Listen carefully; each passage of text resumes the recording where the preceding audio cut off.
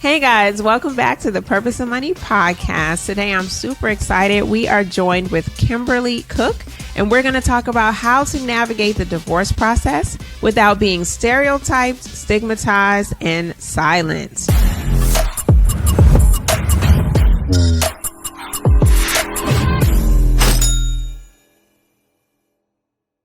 Kimberly Cook is a divorce attorney and mediator. She spent her career working with individuals and families navigating divorce.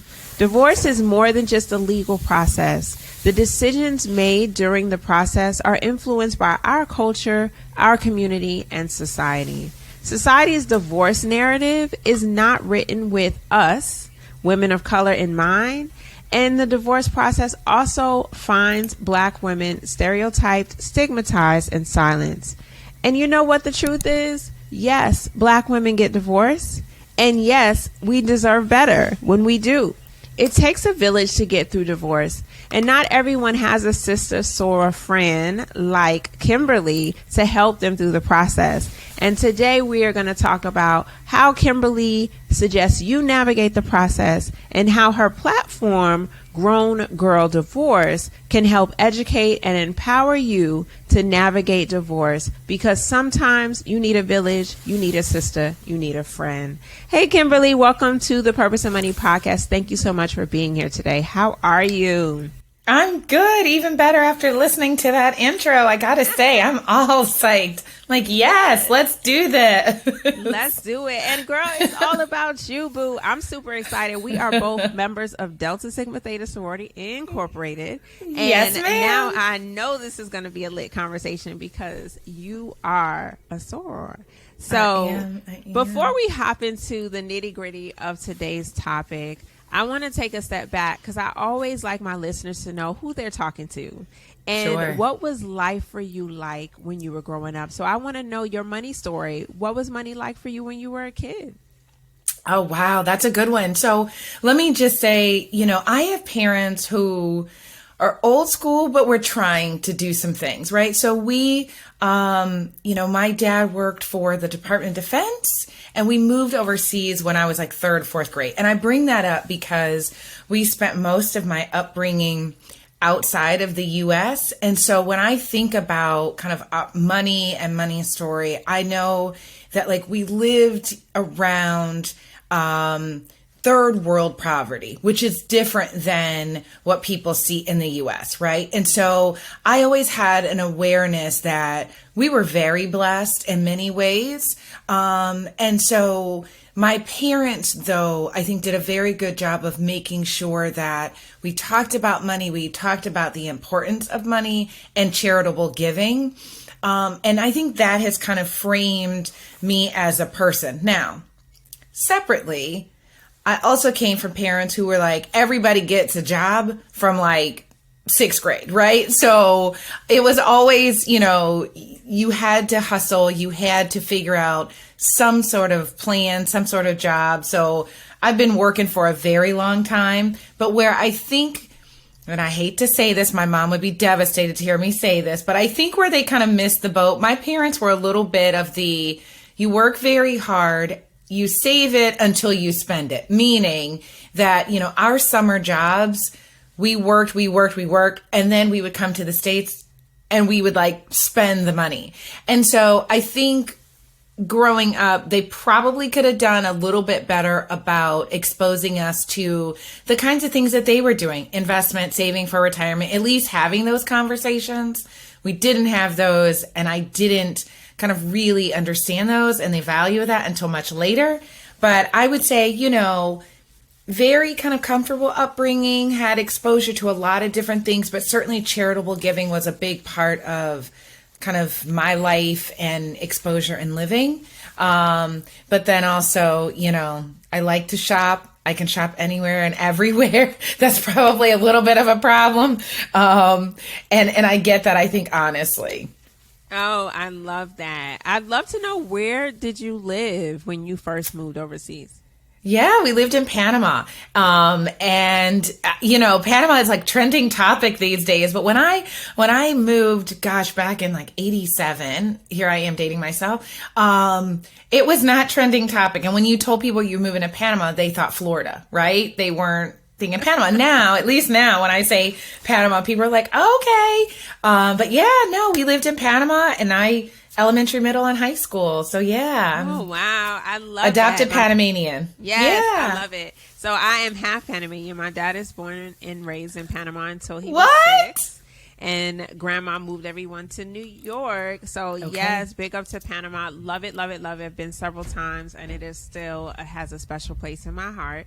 For sure. I'm also I come from 15 years in the government as a foreign service officer, and I've lived abroad in Haiti, Dubai, United Arab Emirates, Ecuador, and done several tours in DC. So I know completely well your transition as a child overseas, because I transitioned my family overseas. I actually had a son in Dubai during my tour there. So shout out to your family on exposing you to the world and taking you to one of the best posts in the world. For Panama sure. is still a top place to live and work. Yeah, So look at that love connection. Yeah, Love so it. we have so many things we're learning about each other today, and I love it. It just means this was all in divine order, because we were introduced through a really good friend, and now we are hitting it off and finding other connections. A small tangent, but I was recently talking to someone who said the next time you're in a room, like a networking event or an opportunity where you're around a lot of strangers, try to find in a small group of people 5 things you don't have in common, and you will see how hard it actually is to do. Because if you're doing it with a group of, let's say, 1 to 5 people, or 2 to 5 people, more than likely someone in that group will have that thing that they do know or love just like you. So then you have to keep looking for something until you find one thing 5 times that no one has in common, and it helps you get to know people. So you and I are literally going through that process through this conversation. But we have found 2 similarities, right? Yes. That has definitely sparked combo. So I love that. I love that. I love that. I'm going to have to try that. Podcast. Yeah, so do it. So that's my networking tip. Next time you're in a room, play that game. Try to find 5 things you don't have in common with a group of people. And then you'll learn so much more about each other and what you have in common. But let's get back to the subject at hand. So you are a divorce attorney and mediator and Sister Sora friend who helps Black women navigate the divorce process. I want you to share with us what inspired you to start Grown Girl Divorce, and what is it, so people can understand how that platform can help them. Yeah, great.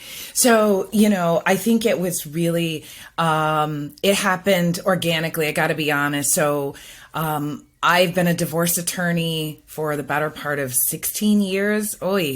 And, represented men, women of all socioeconomic levels, all races, ethnicities. But time and time again, it were my Black female clients who were really struggling, not necessarily with the process, but with the divorce experience, right? And so there's a difference between talking about the process. When we think about this idea of process, we're talking just generally about the legal process. And realistically, the legal process for everybody should be about the same from start to finish. The divorce experience, though, how you show up in the process, how you were treated in the process, how you navigate the process is very different. And what I kept seeing time and time again were that as Black women, we were not a part of the larger divorce narrative and conversation. And by that, I mean, you can Google resources, you can listen to podcasts, and every talking head, a la expert, every download really wasn't talking to us, and it wasn't giving voice to our experience. And so, I finally said, you know what? Enough. I have girlfriends who can come to me and ask those questions that are real specific to us and our experiences. Why shouldn't every woman of color, every Black woman have that? And so Grown Girl Divorce came out of this desire and real need to support, educate, and empower us through this process. So what is it? It's a divorce resource company that is designed to educate and empower Black women through the process. And we do that through various resources, through events, because it's really about us creating a space of relatability so that you feel seen and heard, appreciated, valued, and know that as a Black woman, we do get divorced. There are others out here who are getting divorced. You're not alone, and your village is here. That's what it is. In full disclosure, the fact that I do this work and not divorced, my parents were not divorced, but it's something that I honestly, I'm passionate about, I believe in, and I really feel like it is something that God put me in this space to do, because realistically, there is no reason that I'm in the divorce space other than it was, destined to be that way. But I love what I do, and I love what I've been doing for a very long time. So that's Grown Girl Divorce. Yeah, I love that. I love that. And I love when people follow their purpose, because they're even more successful. When you're following the path God wants for you, He will open up all the doors. Okay. And I gotta believe that. it. Yes. I'll tell you, my law school though, I was at the Catholic University of America for law school. I'm not the poster child for the Catholic University of America Law School as the divorce attorney. However, I truly and firmly believe that everyone deserves to be in a healthy and a happy relationship. And if you find yourself not in that, there is a way to transition out of that, and divorce may be the process for you. So it's about everybody being in healthy spaces, and that's the work that I want to do. I love how you phrase that, healthy and happy relationships. What in your experience have you seen to be the most common reason people come to you seeking divorce? People are unhappy. And I know that's not the sexy answer or the expected answer that people think. Oftentimes people think it's infidelity or abuse, but it's really not. Those oftentimes are the symptoms. They're not the root. And so the real problem is that people are unhappy and they're not communicating with each other. And so there's been a breakdown. And so they go outside of the relationship, or they are engaging with the person in the relationship in a toxic way because they are unhappy. So I would say most people who come to the divorce table, let's say that, it's simply because they are unhappy, and not a one time I'm unhappy. It's been years, right? This is not we had a fight today, but it's, we haven't been happy for years, and enough is enough. That's why most people come. And then, of course, then followed by those other things, right? Certainly infidelity, abuse, lack of communication. But again, most of the time, those are symptoms of this underlying real cause. And that's really the unhappiness in the relationship. That's really interesting, because depending on what you're reading, they'll always say, it's financial issues. Finances tends to be a breaking point. I know it can be an area of stress, and it definitely doesn't necessarily help, but it's interesting that you say that, because happiness matters. I think as women and Black women, we are sometimes led to believe that our happiness doesn't matter, or it should be at the sacrifice of our kids, our spouse, our job, or these other things that have to get done. But I actually believe that your happiness is just as important. I think God wants us to be happy, and I think that we function better as people when we're happy. So it's no surprise that when you're not, you will display that behavior, like you said, taking it out on your partner, or maybe not communicating well for years, and then finally somebody says enough is enough, right? Absolutely. So that's key. Absolutely. And, it's so funny. I always tell people being unhappy is enough, right? It's enough, right? So you saying, happiness matters. Absolutely. And look, I'm not pro divorce, right? I want people to be, here it is, happily married, right? Like I'm all for that. And so when you are unhappy, for whatever the reason is, it's enough to be like, I deserve to be happy. And if that means that I'm going in a different direction in my relationship, then that's all you, and that's great. And, in reference to money and financial concerns being an issue, certainly that oftentimes stems from a breakdown in the communication. But again, it's going back to somebody is unhappy about something that's being played out. Maybe it's the expectations that we brought to the marriage, the lack of discussions that we talked about. And so now it's manifesting itself via our financial situation or financial distrust. So it all kind of stems from, this basic question, but seminal question, are you happy? Period. Right? And if you aren't, then what do we need to do to get you there? And divorce might be a part of that. That is so good. So are you happy? So I'm curious to know, in your experience, you may not necessarily know the statistics for the industry. When you come to the table and you are a mediator, what is the chances, or how likely is it that someone will come to the table, actually make a concerted effort, and end up staying married? So I would say if people are coming to mediation with the intention of what we call kind of discernment, right? So figuring out, is our relationship worth kind of saving? And we're having discussions about what our plan is to save the marriage, right? Then you're going to look at about 80% of those can be saved. Okay. But here's the key.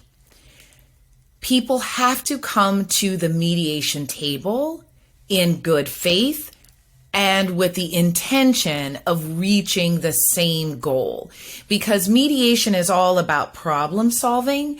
And so if our goal is to save our marriage, then we frame things from the perspective of saying, okay, it's not you and I against each other. It's you and I together against the problems.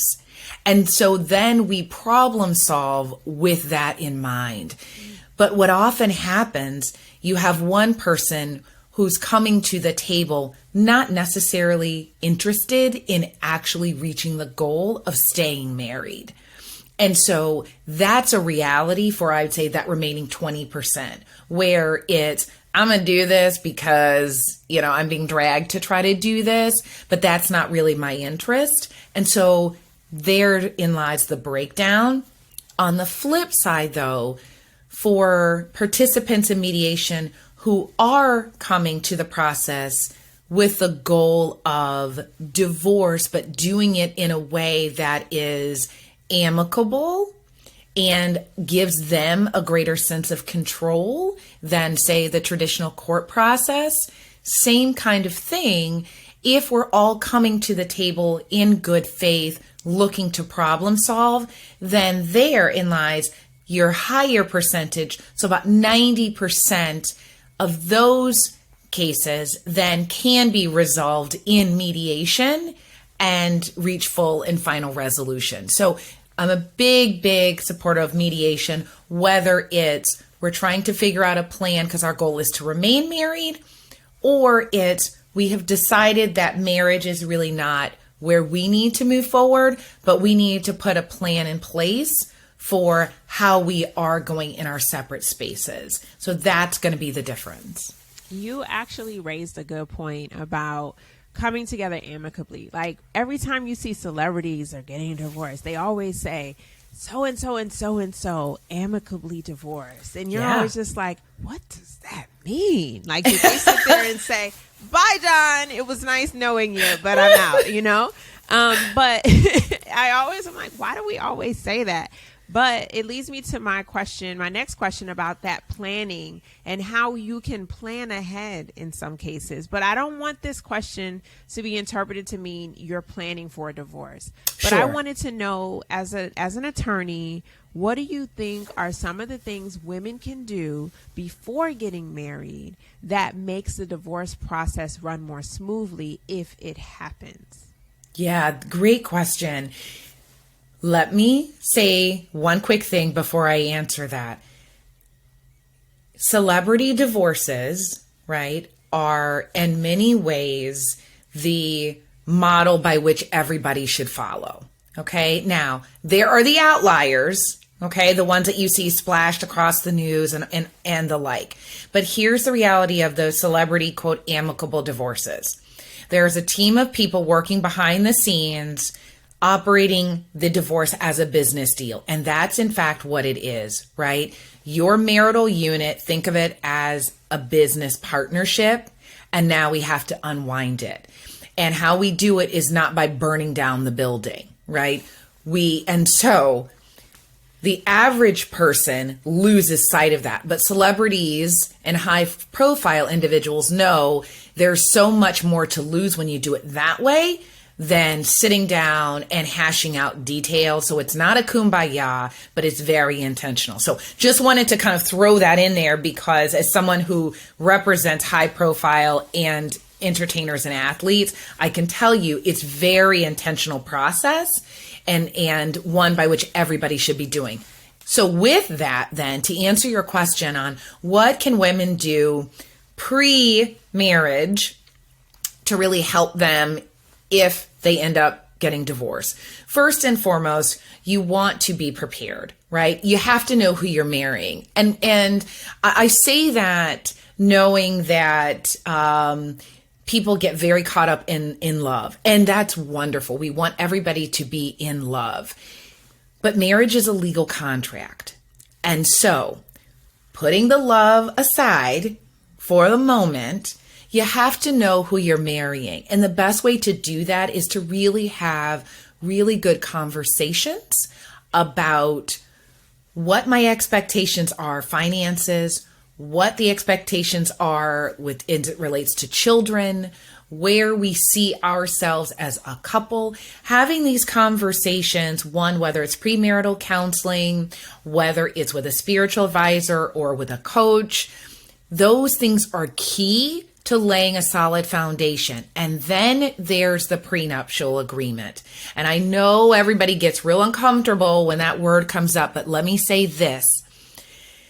The benefit of a prenup is that everybody is coming to the table bare, meaning you have to lay bare, you have to disclose, you have to strip down naked and show everything that you got, right? As a part of the prenup process. And people lose sight of that. So you are now marrying somebody. You don't know what their finances are. You don't really know what their income is with their employment. You don't know their employment history. In the prenup process, you do because you have to. That's a requirement. Full and complete disclosures are required. And so I say to women all the time, before you dismiss the idea of a prenup because people think of it as divorce planning, think of it from the framework of insurance, meaning we don't have insurance because we think we're going to get into a car accident or we think that, something's going to happen to us health-wise. We have insurance for auto and health to protect us in the event that something does. A prenuptial agreement does the same thing.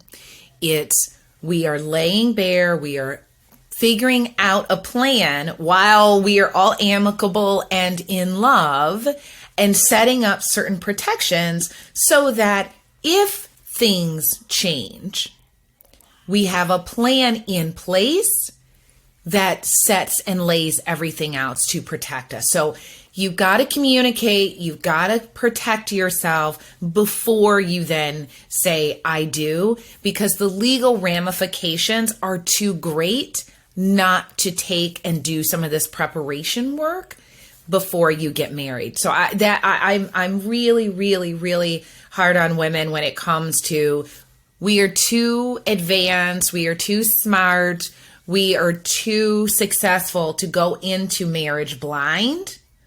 You really have to do the homework in preparing for a marriage in the event of a divorce. That is so good. And so let me just recap that for you, because there's a couple of things that I want people to understand and walk away from this conversation very clear about. So I am in the life insurance industry. I sell life insurance specifically and disability insurance. Now, life insurance is an exception because we are all going to die, and we want you to get life insurance to prepare for your funding your family's finances when you're gone or when you die too soon.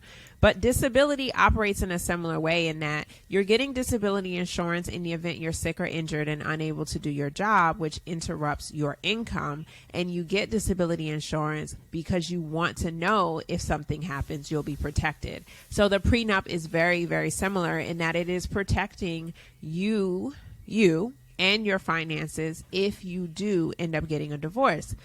But my question to you is that at certain stages, because now millennials are waiting longer to get married, so they may have their house already, they may have their retirement savings, and maybe even a business that they're working and nurturing when they decide to get married, versus when I got married at 25, I just started my government job, I had no kids, and I only had my retirement savings from when I was started as a teenager, but nothing really more than that.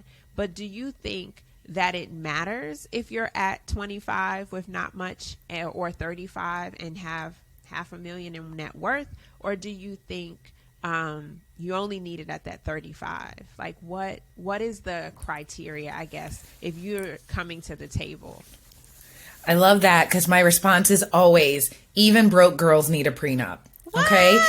And here's the thing, right? Because listen, it's a forward-thinking plan. We don't know what the future holds, okay? And there is a misconception that prenuptial agreements are only designed for wealthy individuals. Yes, that certainly is where it came from, right? This idea that I want to protect what I'm bringing to the table. And in large part, laws have adjusted for that, meaning if you have a large inheritance, it doesn't matter what state you're in, there are generally laws that talk about your inheritance that you got from your family. That's usually going to stay with you. But when we think about things like that retirement account you were referencing, even if it's, well, I only have a couple $1,000s, it was my first job out, it's yours. And it's one of the things that you don't want to 5, 10, 15 years from now having to even question about whether or not you get to keep that, because there's some emotional attachment to, it was my first job, right? Why am I fighting with you over whether this is mine or not? But here's what happens in a marriage. Things get commingled, we lose paperwork, things happen. And so if you have a prenup and you are able to line out and say, when we were married, here are all of the things that I had when we were broke and just starting out or whatever it is, right? At a minimum, I want to leave the marriage with these things, right? So that's the first step. It protects those things that you had from start. And again, maybe that's your first car. And I know a lot of people are like, but I have nothing. Okay, no problem. You can design a prenuptial agreement based on what makes sense for you. So it's not an all or nothing. It doesn't mean that nobody gets spousal support, or it doesn't mean that you don't get access to certain retirement benefits. But you can design things like, if we decide that I'm going to be the stay-at-home parent at some point in the future, then I shall be entitled to spousal support. Or here is, what we want to do in terms of how our retirements are treated during the marriage. If it's held in my name, it's mine. If it's joint, it's ours. You can design just about anything except for child-related, child support. Those are against public policy laws.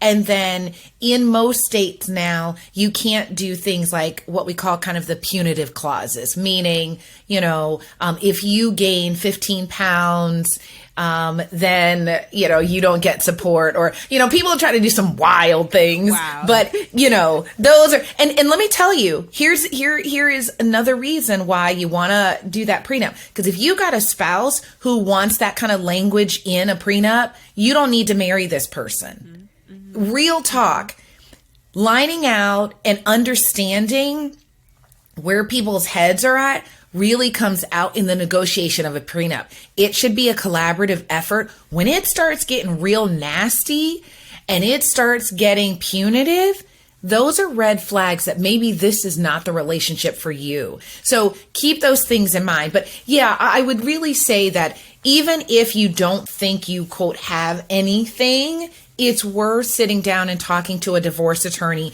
to understand your options in terms of what makes the most sense. I've had lawyers who have kind of said to clients, oh, it's not worth doing it. And then 5 years later, when they're getting divorced, they regret not doing it, or at least having the conversation. So have the conversation. Have the conversation. And always remember, broke girls need prenups too. That is definitely a quote for the books. So I want you to give my listeners who they're like, look, I'm married, I've been married, or I just got married, and I did not have the conversation. What are my options? Are you allowed to get something after marriage?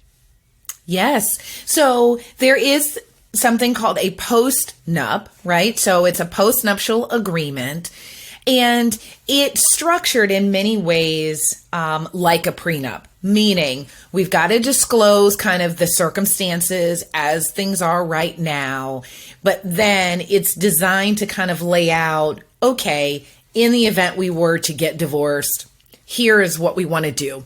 Now, I will tell you, when you're thinking about doing a postnuptial agreement, it's going to be really important that you know the laws in your state, because some states are very particular about the timing of the entry of a postnuptial agreement. And you want to make sure that it is done in a way that is not intended to be divorce planning. Let me say that again. The intention is not divorce planning. The intention is here's been a change in our circumstances and we want to clarify things, or we've decided that we want to carve out certain things. However, neither one of us is filing for divorce within the next 3 months or 6 months. And in some states, it might be even a year. So be very, very certain before you sign a postnuptial agreement or try to have a postnup drafted that you know the laws where you are, because there are some specific nuances that you've got to keep in mind. I love that. That's really good advice. So do you remember, did you see that movie, Tyler Perry, Why Did I Get Married To?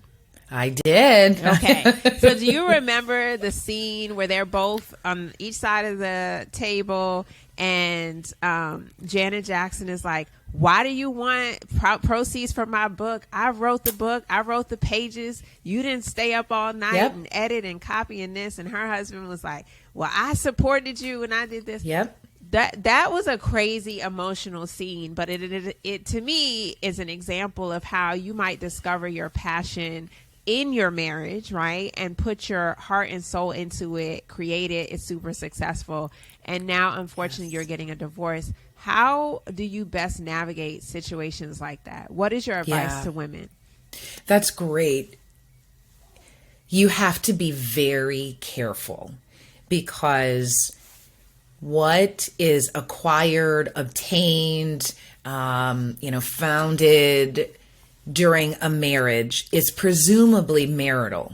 Okay. And so when we think about things like a book or a business or these side hustles, you have to be very, very careful knowing that in and of itself, it is a marital property, or there's a component of it. So when you are going to start a business, or if you are thinking about, I'm going to write a book, I always recommend that either you speak with a divorce attorney or a trademark lawyer, and in some cases, a trust and estate lawyer. The reason for the difference in all three is because you want to set up, whether it's the business or the book or whatever the idea may be, you want to make sure that it's structured or titled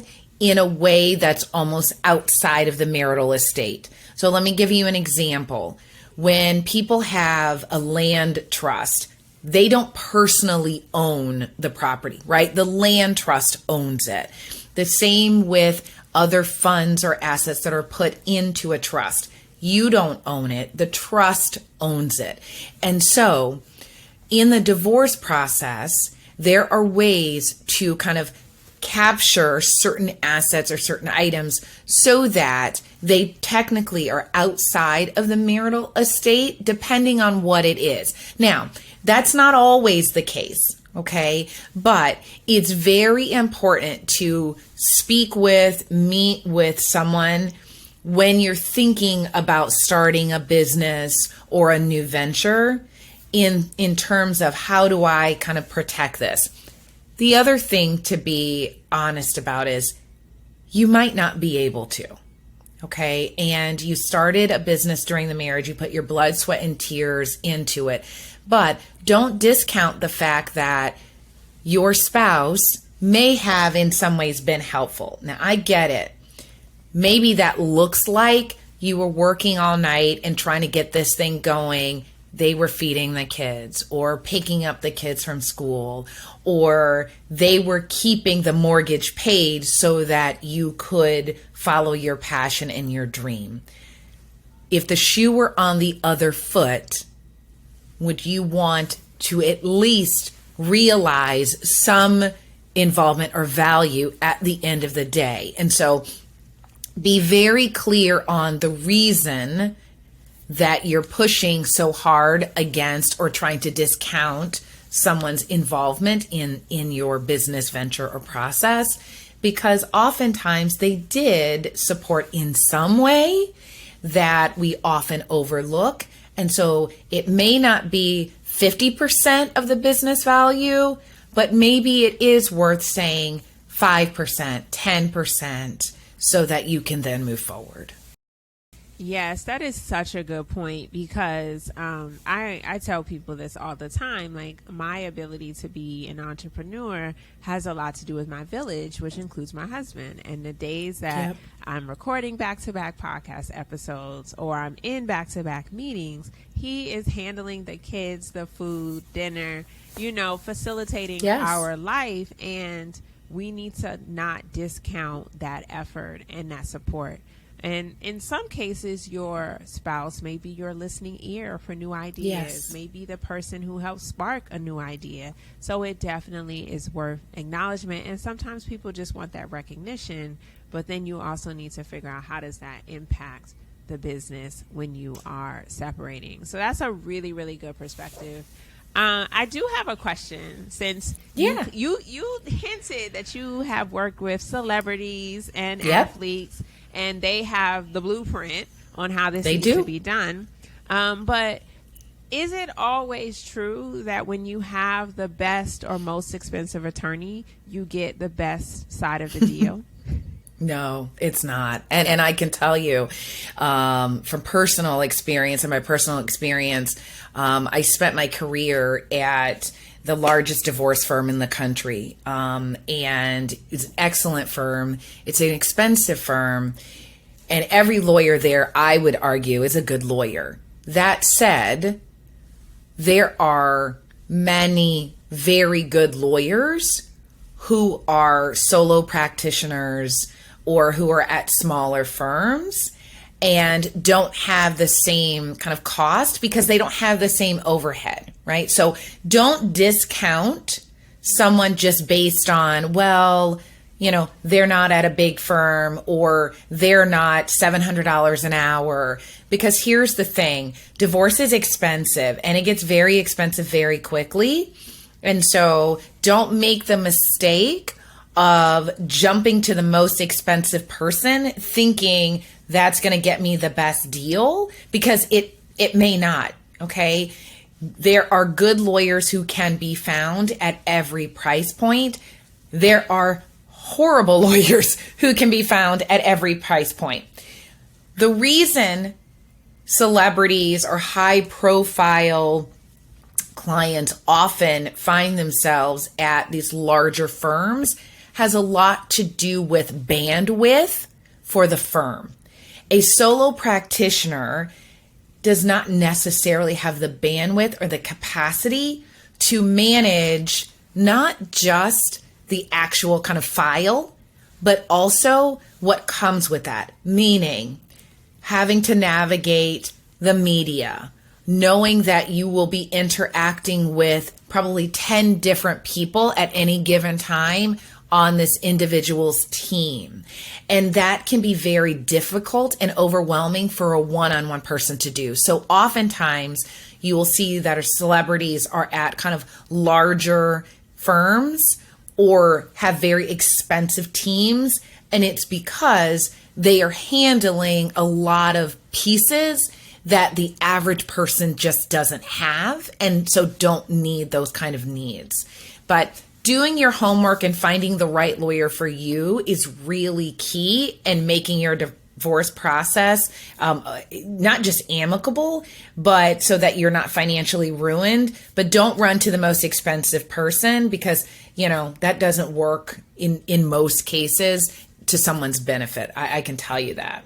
Yeah, absolutely. And I would say that besides the attorney fees and the time and maybe even the effort and it takes to get a divorce, I know it can be expensive from a financial perspective as well. If you are someone who's in a state where the rule might be, oh, you've been married for 10 years or more, this person's entitled to some of your retirement benefits. So now you find yourself giving them half of your retirement or equivalent thereof, and starting over at probably an older age than you ever expected. I noticed, I was reading something recently where it said a lot of people are getting divorced in their 50s now and having to navigate divorce and a new relationship, if that's what they desire, has been one of the reasons people work longer, because they were closer to retirement, right? And now all of a sudden they're starting over, possibly without the home they thought they would share with their spouse, or without the same amount of retirement savings they had before the divorce. And so that's something to also consider. Oh, absolutely. There's certainly a rise on, and, it's commonly referred to as, quote, the gray divorce. And that's in reference to, right, an older age of divorce. But regardless of the age, there will be a financial transition as a part of a divorce. And so whether that's splitting up retirement accounts or whether that's, we're selling our home, there is a transition, and you have to take that into account when you're going through the process.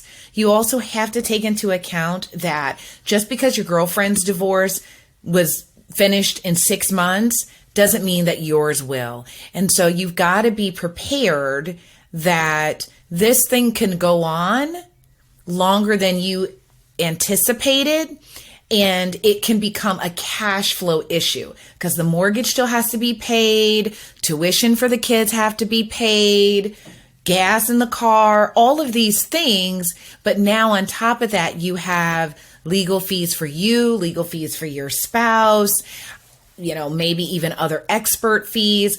And I can tell you that at the end of the month, These people are looking to get paid. Nobody's working for free, and they want their money regardless of how you come by it. And so I've had many, many people who found themselves where they are having to take out a home equity line during the middle of a divorce, which, keep in mind that it's going to have to be split between y'all at some point, right?